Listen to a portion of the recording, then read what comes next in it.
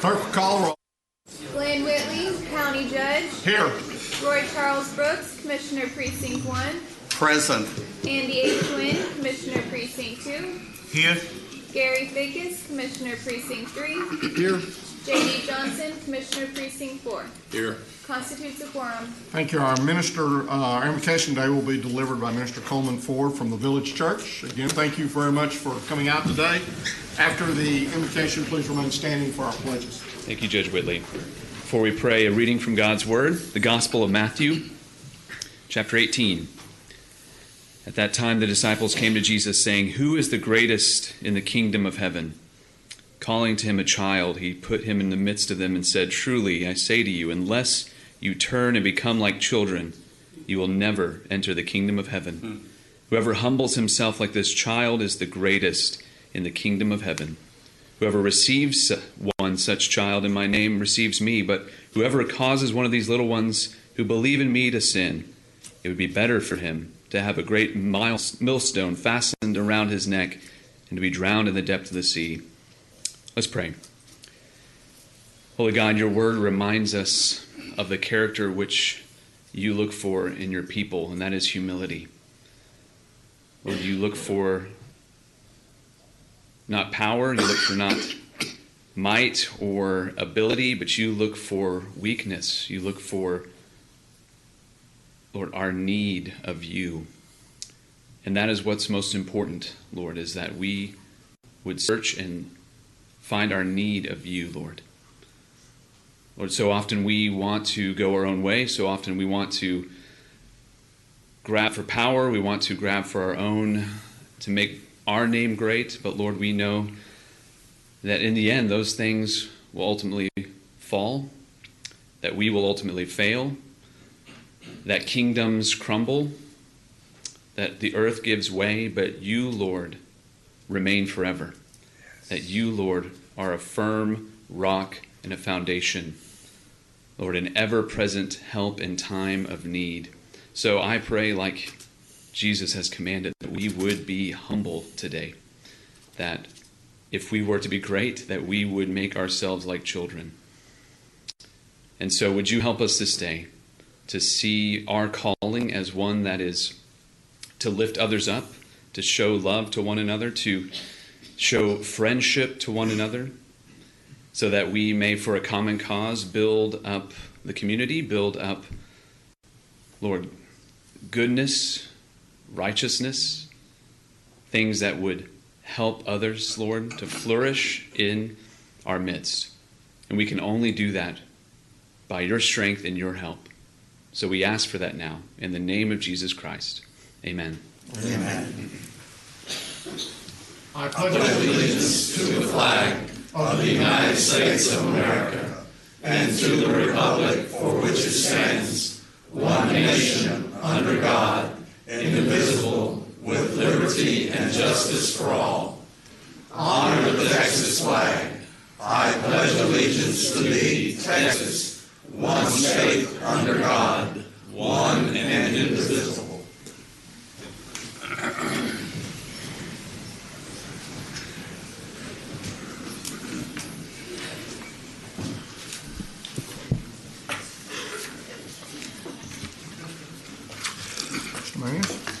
Your Honor, members of the court, we have several announcements as relates to the agenda this morning. Our first one is under public health, which is item 7J4. We have a revised court communication in your folders this morning and on the electronic version of the court book also. And then, members of the court, if we could go to human resources and just a comment. On item G5, this is the annually deferred determined contribution rate for TCDRS. We would like to have a discussion on this whenever we get to that point. We may not ask at that point for you to take any action, because we also have a briefing item that deals with a different element that we'd also like to discuss. That we placed this on the agenda because I believe it was the wish of the court that we would deal with these issues prior to us passing the FY19 budget. So we'll use this first one under HR as a fairly comprehensive discussion point. We'll also talk about other things as it relates to the briefing agenda. We're not going to ask you to take any formal action today, but very soon, so that we can factor all of these issues into the proposed budget. Why don't we go ahead and do the system recommendations at the same time as we do item 5 under HR? We can do that if you'd like to Why do don't we that. do that? Okay, and so we'll move that briefing part up to the Human Resources when Ms. Glenn is addressing the court. Thank you. Thank you, Your Honor. Court members, you have before you the minutes of our special call meeting of August the 6th and our regular meeting of August the 7th. Move approval of both. Second. We have a motion and a second. Any discussion? Please vote. Motion passes unanimously. Court members, there are no proclamations or resolutions today, although Commissioner Brooks, I believe you indicated you had an announcement. I do indeed. A reminder that this Saturday, August the 18th, from 9 a.m. to 2 p.m. at the Trinity River campus of Tarrant County College. Precinct 1 will be sponsoring its 3rd annual Alzheimer's Symposium. The purpose of this event is to give information to family members, to caregivers, to professionals who work with those in our community who suffer from Alzheimer's. It is becoming more and more common among our senior community. As a personal reference, my mother died from complications of Alzheimer's, and watching her journey and supporting her as a family through that experience was daunting. And we had resources. I can imagine any family without resources trying to deal with a loved one who is facing this illness. You will find answers at this symposium. Professionals in the industry can earn continuing education units that will help with their licensing. Families and caregivers will learn where services are, how to access them, how to deal with the legal issues involved, how to deal with family issues that come up inevitably when you have to pull together in a crisis like this. It's valuable information, and it's free to the public. Come out on Saturday morning, August 18th, from 9 a.m. to 2 p.m. at Trinity River campus of Tarrant County College, right around the corner and up the street. Free lunch, free breakfast, free information. Just come get it. Thank you, Your Honor. Thank you, Commissioner, for doing that. I also just would like to announce that this past week, Commissioner Fickus assumed the reins of our Regional Transportation Council.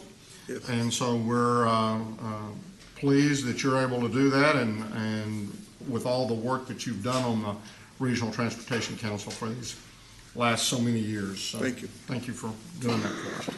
Court members, you have before you the consent agenda. Move for the approval of the consent agenda. Second. We have a motion and a second. Any discussion? Please vote.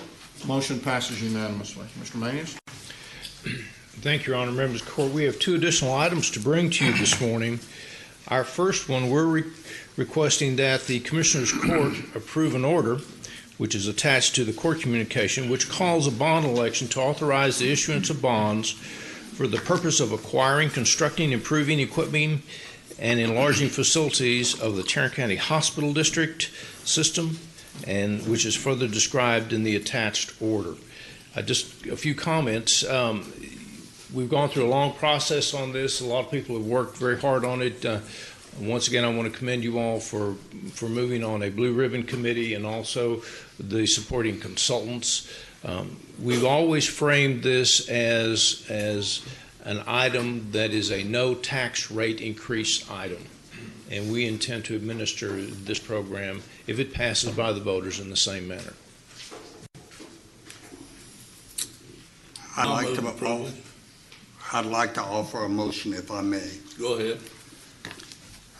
This is a day that's been a long time in coming, but that long time in coming was time well spent developing a good plan, developing community consensus, developing a knowledge of sources of revenue, developing discussions about an integrated health system for Tarrant County. All of this has been to the benefit of the citizens and taxpayers and the patients who use John Peter Smith Hospital. Accordingly, I would move that we call for a bond election on behalf of Tarrant County Hospital District, a election to raise $800 million for the expansion, improvement of John Peter Smith Hospital with a no tax increase impact on either the county or the hospital district. That is my motion. I'll second. We have a motion and a second. I too would like to thank everybody for the process that we've gone through. I know we have several of the board members, or we have at least two. We have the current chair as well as one of the past chairs of our board. Would y'all stand? Robert, you and your folks stand. Y'all have put forth a great deal of effort over the last several years to get us to this point. And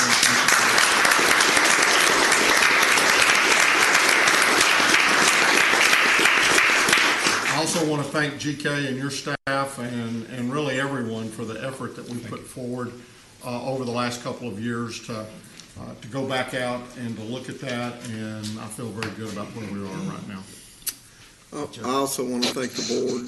I want to thank GK, your staff, for all the work you've done. But the hospital board, Robert, and your board, and the Blue Ribbon Committee. Yes. They did a marvelous job, spent over a year working on it, and we really appreciate all their work. I echo the same sentiment from my colleagues. It has been a long journey, over 2 years, of assessing the healthcare needs of Tarrant County, not only today, but 20 years into the future. We looked at various demographics, the growth of the 65-plus senior population, the anticipated growth of the indigent population. We're looking at the challenges that we have been facing as a community and as a state in terms of mental health. We look at the needs to integrate healthcare services and mental health services more effectively. We looked at so many different areas, and certainly we looked at the physical capabilities of JPS. I have done my due diligence to the best of my ability, but I know after 2 years, we are now hoping that the voters of Tarrant County would cast a positive vote for this much needed initiative. The future of Tarrant County in terms of healthcare and mental health, I think, is largely dependent upon this November election. However, we have to understand that this is just the beginning. It is not the end. because buildings don't solve problems. It is the implementation of our health care plan and our mental health plan that solve the problem. It is a focus on preventative care, on education, on primary care, to reduce the ultimate pressure on our main system. That is the strategic direction going forward. That's what we have to do. So the heaviest part of the lifting is yet to be done. And I think Mr. Powell and Mr. Early know that. And we have the right people in place now. I have had the pleasure to work with the new Vice President of Mental Health at JPS, and I found her to be a breath of fresh air, full of creativity, energy, and innovation. When it comes to mental health, we have to think outside the box. We have to. And I think we are getting there, but however, we have to focus on getting the voters to be supportive, but it's really important that we understand that this is just the beginning. It is not the end. So I just want to thank my colleagues for putting up with me at times. Sometimes it takes a little bit of effort to move things along in the right direction. And I'm very happy that we are now at this point. And I pledge to you that we will work hard every step of the way to make sure that the Tarrant County population is taken care of, at least in terms of mental health and health care. And it takes everybody working together to achieve that goal. So thank you, Commissioner, court members, for your support and for your understanding. Thank you, Commissioner. And I would add, just as we go forward on this deal, we're talking about a bond issue of up to $800 million. That also, we've mentioned the Blue Ribbon Committee, and their recommendation was for a total amount of 1.2, and the 1.2 is really what we're focused on. We believe that, and JPS has come forward and said, we've got cash and we will accumulate additional cash over the years that this bond issue will be built. Plus, we think there are other innovative things that we can do through public-private partnerships that will help us to be able to complete all of the things that the Blue Ribbon Committee recommended, and at the same time be adaptive to the ever-changing medical healthcare market and what's going on in that particular market. So again, I want to thank everybody, especially, as Commissioner Fickus mentioned, the Blue Ribbon Committee for all of the hard work they did. We had a lot of people who worked very hard toward making this project a success, and I feel very comfortable now to take it to the voters in November, and then hopefully we'll begin after that to make this a reality. So again, thank you all very, very much. Motion passes unanimously.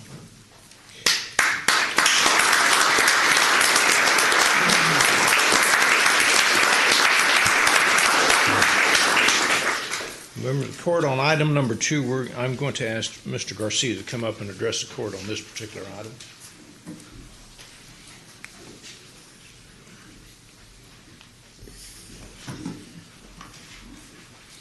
Good morning, Good morning, Commissioners. sir. Thank you for your time. We bring to you an item, a request for approving an order calling for the November 6, 2018 general election in accordance to sections 3.004 and 3.005 of the Texas Elections Code. So move. Second. We Thank have a you. motion to second. Does this mean if we don't do this, I just stay in office? I don't have to worry about getting reelected? Actually, the law says it doesn't invalidate the election if you don't do it, but we have to do it. Thank you. Please vote. Motion passes unanimously. Ms. Tidwell.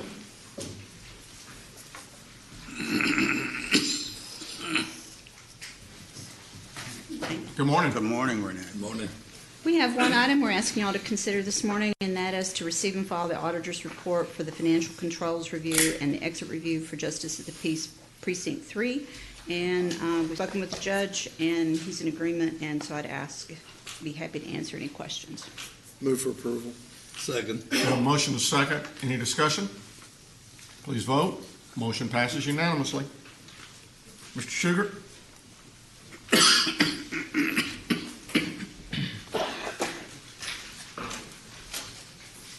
Good morning, Judge. Good morning. Good morning.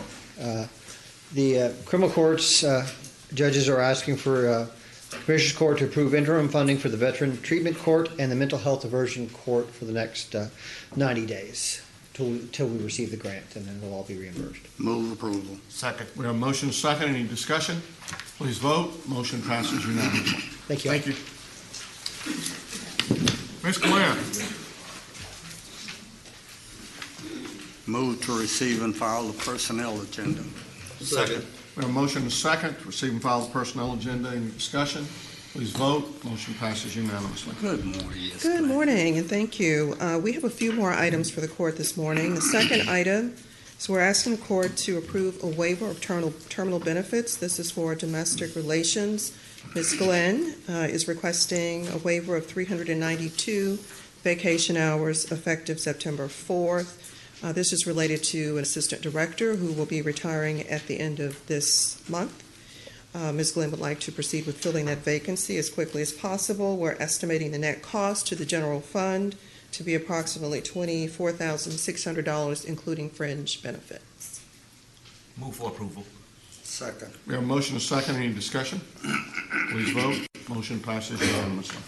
The next item, we're asking for approval of an out-of-class pay extension for information technologies. As described in your court communique, Mr. Ifor is requesting this extension through November. We're estimating the cost to the general fund to be approximately $3,100. That does include fringe benefits. Move approval. Second. We have a motion and a second. Any discussion? Please vote. Motion passes unanimously. Item number 4, we're asking the court to approve revisions to the exemption status of 2 positions here at Tarrant County, the Assistant Communications Officer and Public Health Information Officer. The first position is in the Criminal District Attorney's Office. Again, we're requesting that both these positions, they're currently classified as non-exempt. We're requesting a status change to exempt status effective August the 25th. It is our position that this change in status will more closely align with DOT guidelines. We are estimating that the impact to the general fund will be approximately $7,400, including fringe benefits. Move approval. Second. We have a motion and a second. Any discussion? Please vote. Motion passes unanimously. So the next item, as Mr. Maney has indicated, will be some discussion about the annually determined contribution rate to TCDRS. You have your court communique in your packet. I want to make a couple of comments before I walk you through some of the options that, again, you won't be asked to take a vote on today, but we will ask you to consider it, consider some options, and then we'll come back to you at a later date for your approval. So you all may recall that we had our TCDR rep here a few months ago. She gave a pretty detailed report. As part of the report, she reported that the required rate for 2019 would be 13.92% of payroll. And that percentage of payroll will do 2 things. It will provide for current employees and their future benefits, and it will also help to pay down what we call unfunded liabilities. The budget has actually allocated more than the 13.92%, which has been the case for the past several years. Specifically, what's been budgeted is 19.5% of payroll.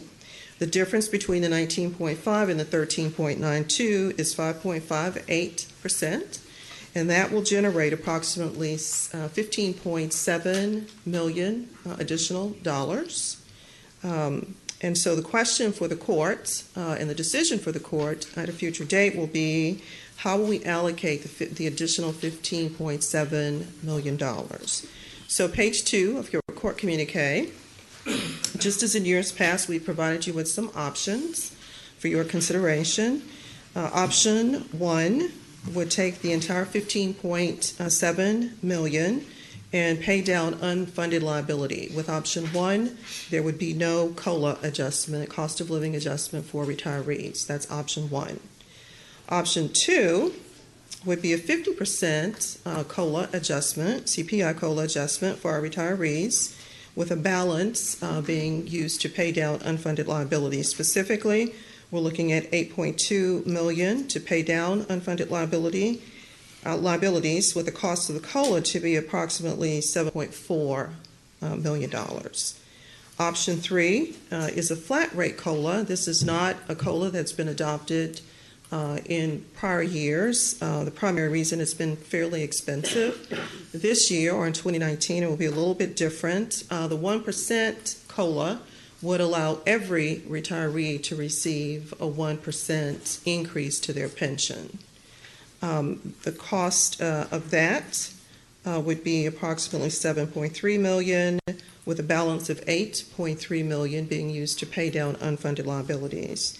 And then the fourth and final option, again, this is different. This is not something that the court has adopted before, but we do want to discuss it as an option, and that's a 40% CPI COLA adjustment for retirees, some retirees.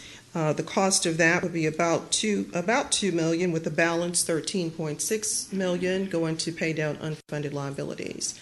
And if I could just make this one additional comment, I mentioned that the 1% flat rate provides every retiree with an increase to pension. Just as a reminder, when the court has approved the 50% CPI, some retirees have received an increase in their pensions, not all retirees. And that's the question. Which ones are eligible? What is the criteria for eligibility? For the 50% For the CPI? 50%. So with the Or the 40%.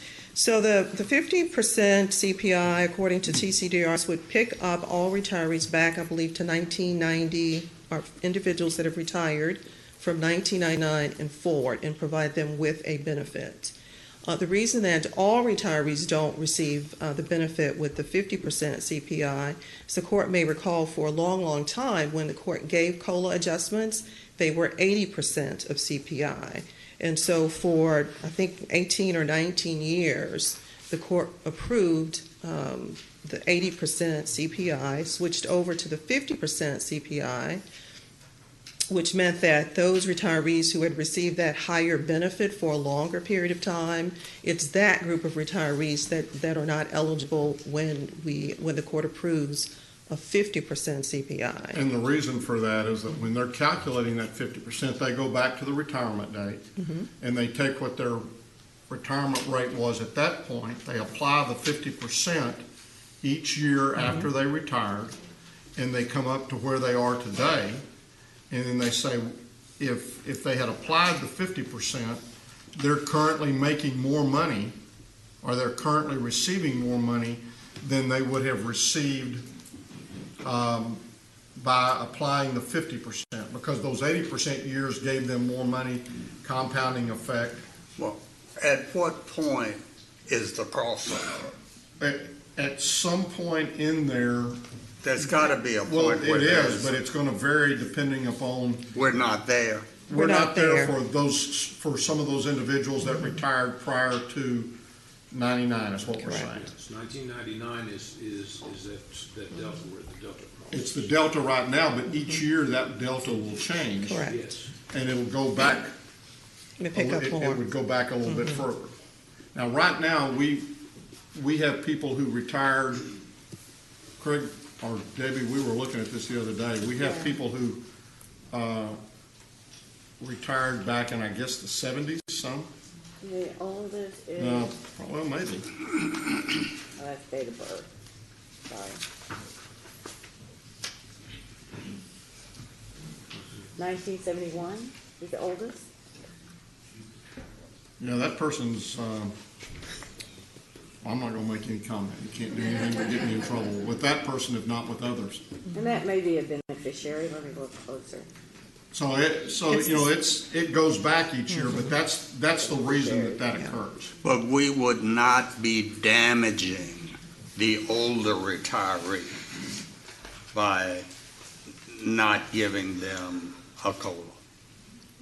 Well, I think they would say. I mean, compared to the whole pool. Yeah, and again, whatever we decide, they go back to the retirement date, apply that decision to today Right. and then compare it to what they're getting today. And so when we did those 80% years, it just simply says that we gave them more in those particular years than what we're deciding now that we would have given them. So they're not going to get that benefit. They're not going to get an additional benefit from that.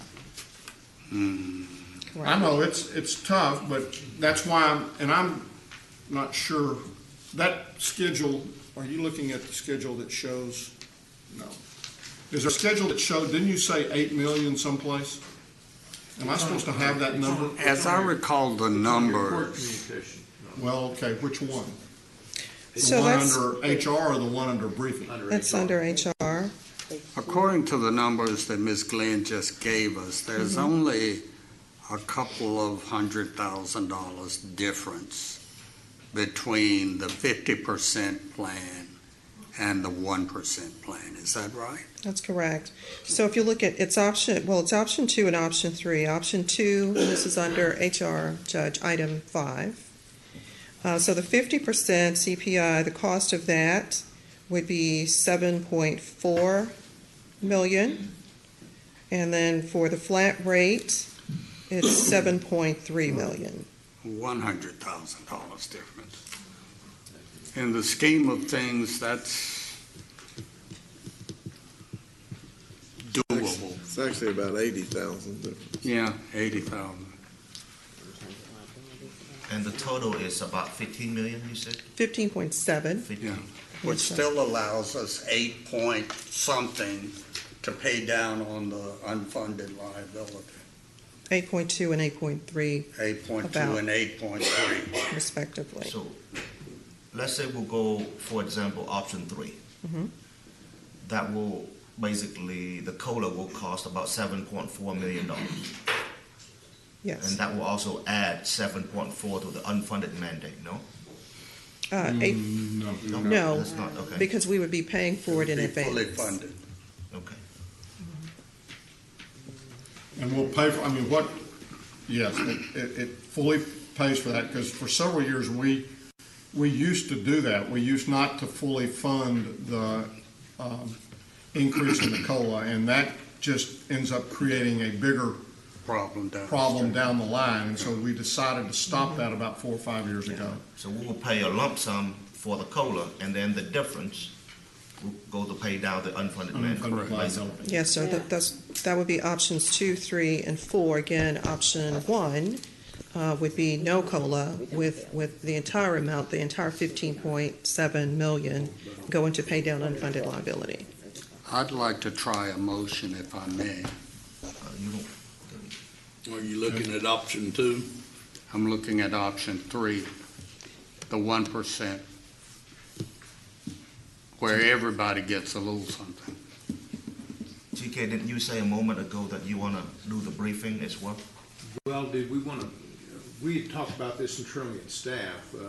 I imagine we can accept the motion if you all are ready to vote on this. The other item is basically the Corn Ferry discussions that you all had as far as. Which has to do around compensation more Yes, than sir. anything else. So this is the COLA discussion. Yeah.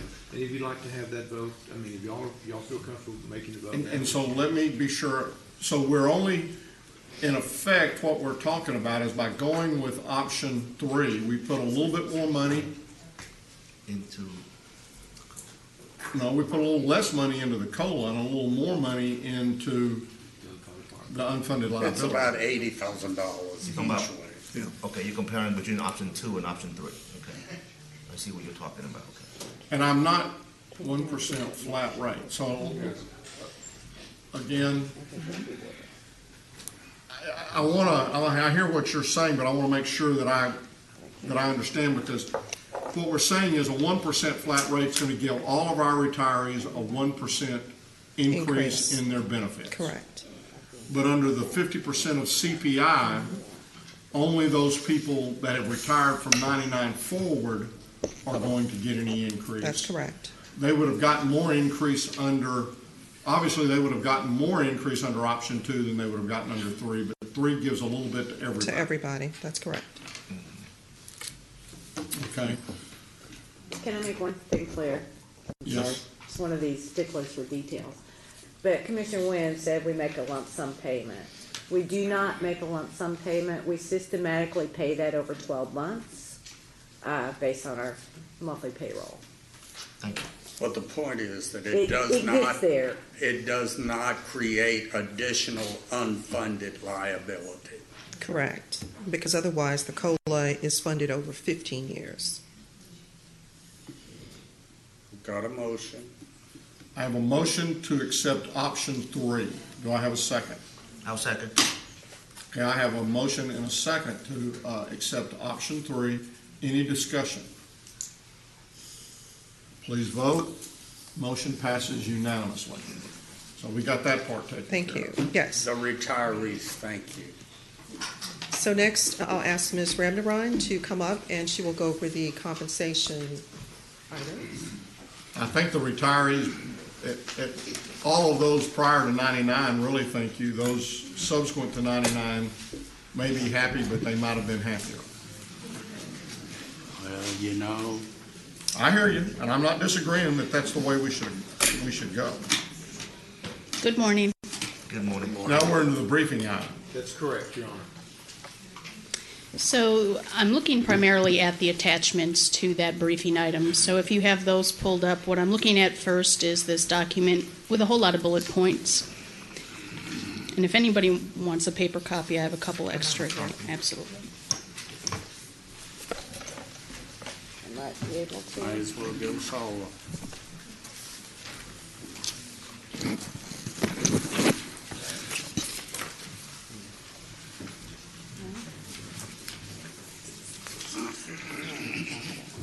Okay. So I'm looking at that first page. This is all pretty standard language, pretty standard policy from what we've used in previous years. So I'm going to kind of go through this page relatively quickly, but please stop me if you have any questions. So first up, structure adjustments. We're going to talk about the specific percentages later, but here's typically how they work. We have minimum implementation effective October 1st for non-law enforcement employees. That means if a non-law enforcement employee has a salary below the higher-end rate, their salary would be automatically increased to that new higher-end rate unless an appointing authority notifies us otherwise. We also have maximum implementation, again, effective October 1st. That means law enforcement employees or those who are on the STEP system would automatically have their salaries increased to the new value of that new step, again, unless appointing authorities notify us otherwise. Merit increases, you see there that we're recommending a 3% merit pool with a range of 0 to 6% for the merit increases as we've had in the past. Those are effective January 1st. These are merit increases are eligible for full-time employees if they were hired before August 1st, same policy we've had in the past. Regarding lump sums, if an employee is maxed out with less than a 3% merit increases, they may be eligible for lump sum payment, and the sum of those merit increases and the lump sum payment may not exceed 3%. Again, the same policy we've had in the past. Step increases awarded on review dates, and the same policy with lump sums for individuals that are maxed out. If they receive less than a 3% structure adjustment in this case, which happens on October 1st, they may be eligible for a lump sum payment that would total up to 3% when added to their structure adjustment. Project employees and unclassified employees are eligible for 3% increases. Those individuals who are not tied to elected official salaries, the ones that are would be figured and calculated per policy. Those are awarded October 1st, again, unless the department indicates otherwise. Reclasses, the usual policy there, 5% salary increases or increase to the higher end rate, effective October 1st, whichever's higher. And then there's a few administrative rules talking about the 2.59 or 2.95, performance appraisal scores that employees must have to be eligible for increases. Any employees who aren't receiving a regular paycheck, basically if they're on a leave of absence and unpaid status, they would not be eligible for these increases until they return to work. The next page is the list of structure recommendations. You see a couple of columns. You see a few columns with Korn Ferry's recommendations. And then you see one alternate column on the far right side, which is our alternate recommendations. The first one that you see there is the grade 70 recommendation to change that from 2.5% to 0. You may recall back in fiscal year 17, we gave this group a 7.2% increase, expecting that the FLSA rules would be changed. And a week before their due date, those changes were rescinded. So we're waiting for this policy group to catch up with the others, the difference to be put back between the grade 70s and 71s before we continue giving that group increases. You also see there are differences in the law enforcement group. So this really is a combination of Korn Ferry's recommendations, some concerns from court members, as well as some requests from the law enforcement group. So I'm going to skip ahead a page and talk about that in a little bit more detail. What you see on the next page is the cost of the recommendation that we've made, which is those alternative. And then the last page is a spreadsheet including all of those recommendations. You see Korn Ferry's recommendations, you see the law enforcement group's recommendations, and you see this alternate recommendation, which is the one that we're proposing. You also see at the bottom a certification pay proposal from the law enforcement group. We've been unable to cost out what their proposal would actually cost, which is a $50 benefit for intermediate, $75 for advanced, and $100 for masters. So we don't have the cost for that. To demonstrate some of the additional costs, we do have a $10 increase for all levels there. You see that costs about $95,000. So that's there for just visual purposes to show you. What I do expect is that if we were to increase it to the $50, $75, or $100 levels, it would cost more than $95,000. When are you going to have that figure? I've been waiting for a report from the sheriff's office, which I haven't received yet, so I can't tell you, Commissioner.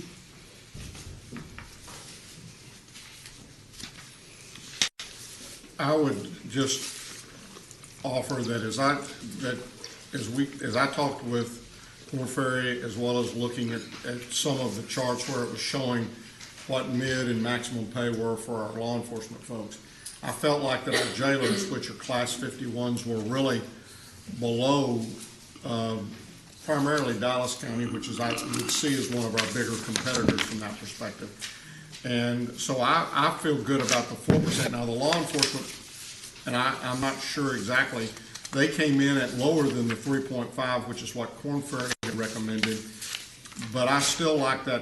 I like the alternate recommendation because I think it will go a little ways to equalize the folks. And these are the majority of these are our jailers. These are the folks that are in the jail from that perspective. And most of the other ones, again, especially in those lower ranks where the percentage will mean, it's a higher percentage, but it's a lower salary dollar, so it's not going to be maybe as striking as far as dollars go. As you move up that rank, specifically, even with the 55, the recommendation is a percentage point above where Korn Ferry had recommended, but it's a 0.5% below where the law enforcement committee looked. For the most part, we pretty much stayed in line from that perspective. And so I feel very good about that alternate recommendation. And again, as far as the certification pay goes, I think, as Ange mentioned, we haven't been able to get the numbers as to what that's going to really mean out of the group from that perspective. But I think I like the thought that it's going to all be the same level amount, because otherwise I think we're going to end up having a delay in, okay, wait a minute, I really got this other certification 2 or 3 months ago, and it's going to be much harder just from a accounting and bookkeeping standpoint to stay up with a lot of that. I'm inclined to agree with you on all of the above.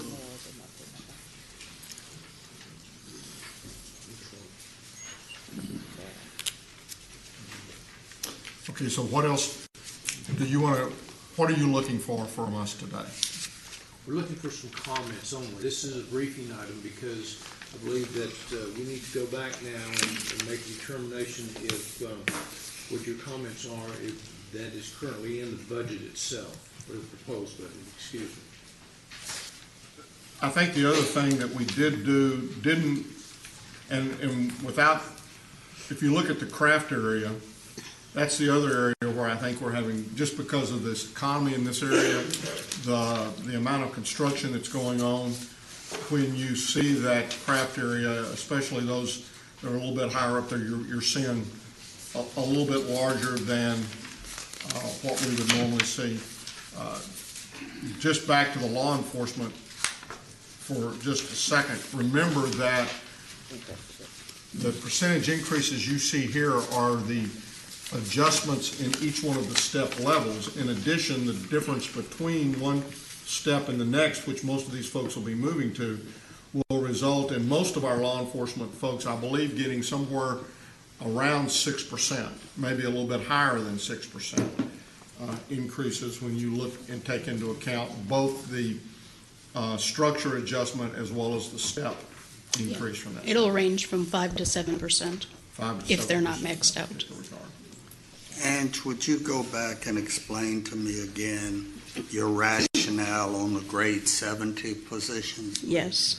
Back in fiscal year 17, actually it was the year 2016, the Department of Labor recommended that the minimum salary that an exempt employee receive be raised from something, don't quote me on these numbers, something like $26,000 to $46,000, something like that annually. And so we recommended for grade 70s, because they were lower than that level, that we increase that structure by 7.2%. So we did that. And How then long ago was that? That was for fiscal year 17, so that would have been 17. Yes, a couple of years. So we did that, and about a week before that was actually scheduled to go into legislation, the Department of Labor pulled back and said, we're not going to do this. There was actually a judge that said, you can't do this. It's outside the realm of your outside the scope of your ability. So it was challenged for some time until the new elections were had, and then the Department of Labor essentially said, we're not doing that anymore. That $46,000 level is not appropriate. They are still actually talking about it, but we do expect that the number, the 46,000 number, will be decreased substantially. So what we're doing here with this 0% is the same that we did last year, is trying to bring the difference back between a 70 and a 71, because it was eroded quite significantly. So we went ahead and did the increase. We did. It was effective, I think, in November. And this is an attempt to try to equalize. Yes, to put that difference back between the 70s and the 71s. So what we're basically catching, and this is a little bit like what we do with the judges, with the county judges, where we give them the increase that the state gives to the district judges, and then they don't get another increase until whatever our normal, which has been 3%. You know, it may take 2 or 3 years to get to that point, but until the 3% at the old range gets above what their was, we don't give them an increase in that interim period. I expect we'll start moving this again next year. We'll still have a little bit of catch up. But it should take about 2 to 3 years before that gets to the point of where it would. I understand now. Thank you. So, Your Honor, we're not asking for any action. So we wanted to just get you all's reflections on this. First, we need to do some more work on the certification pay. Also, we've heard your comments and what you all prefer. And we'll need to go back now with budgets and see where that places us in the proposed budget that will be submitted to court. Do you want to talk a little bit, this page right here, what is that? Yes. That's reflecting the total, or is that just reflecting the increase in those areas? that's the total. That I agree includes- with you, Judge, on the alternate recommendation, but I'm not satisfied with certification pay proposal. I want us to find those numbers and let me have something factual on what it I'll work would with cost them. us. All right, thank you very much, Amy. Thank you. Thank you. Public health.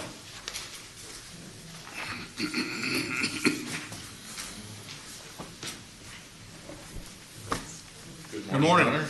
Members of the court. Hey, Vinny. Public Health has two items before you for consideration this morning. Item number one is the request for approval to respond to an RFP from the Council of State and Territorial Epidemiologists for grant funding related to assessing, evaluating, and addressing emerging behavioral health concerns. This will be related to substance abuse and focused on opioids. Move approval. Second. We have a motion and a second. Any discussion? Please vote. Motion passes unanimously. Thank you. Second item for your consideration this morning is the approval of a memorandum of understanding between Tarrant County and the Public Health Activities and Services Tracking Project. And this is for advancing the adoption and use of a uniform chart of accounts crosswalk. The idea behind this is to let large local health departments sort of put in their financial information so we can compare with other cities like Chicago, LA, New York. Because right now we all do finances differently, so it's kind of hard to compare where we stand in terms of funding and how things are actually being done. It's a no-cost agreement, so we request your approval. Move for approval. Second. We have a motion and a second. Any discussion? Please vote. Motion passes unanimously. Thank you. Thank you, Benny. Thank you, Andy. Mr. Beecham.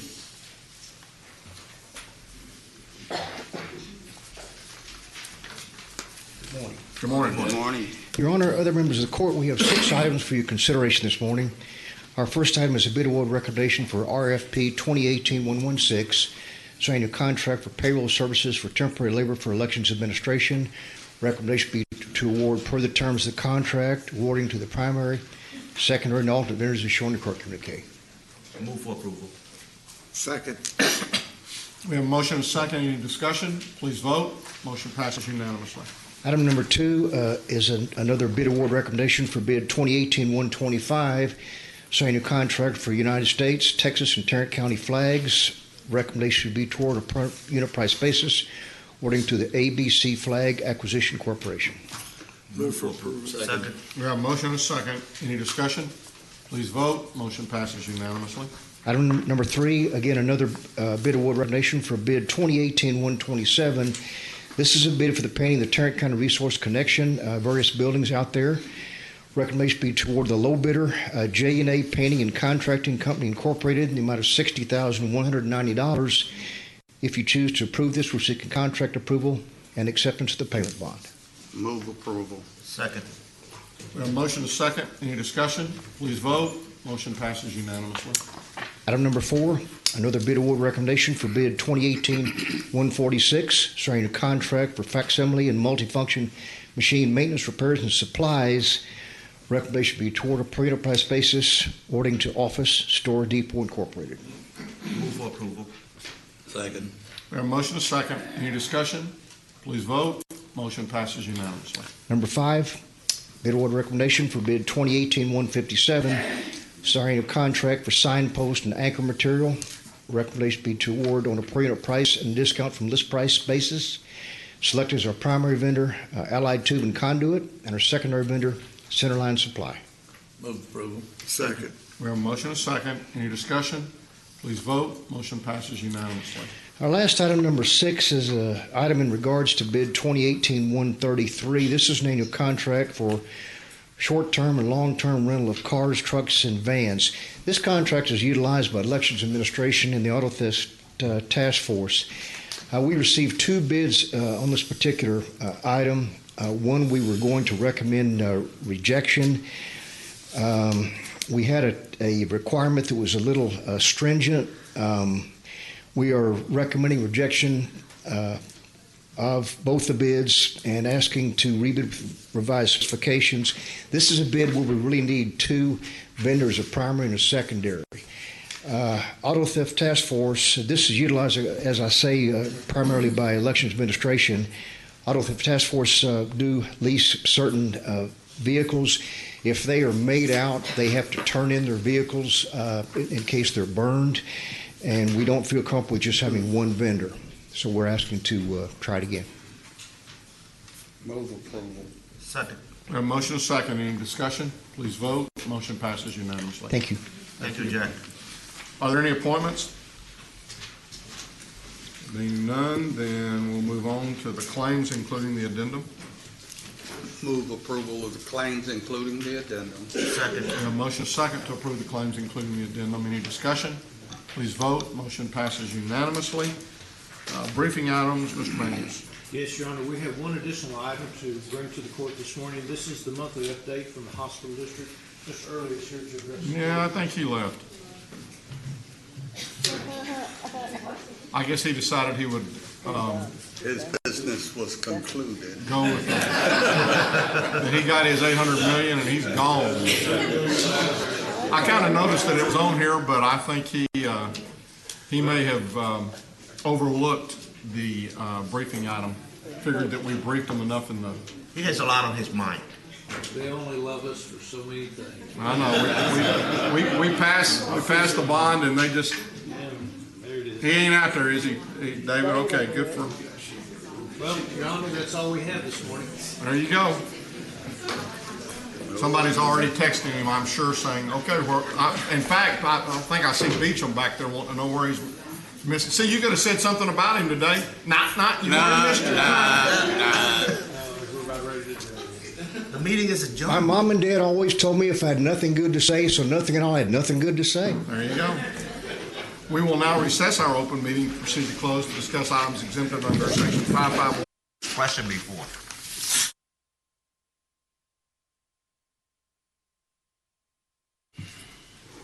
We got everybody, but, yep. Having returned from closed session, there being no business to discuss at this time, we stand adjourned. He's at a meeting at Colonial, so today's kind of Colonial.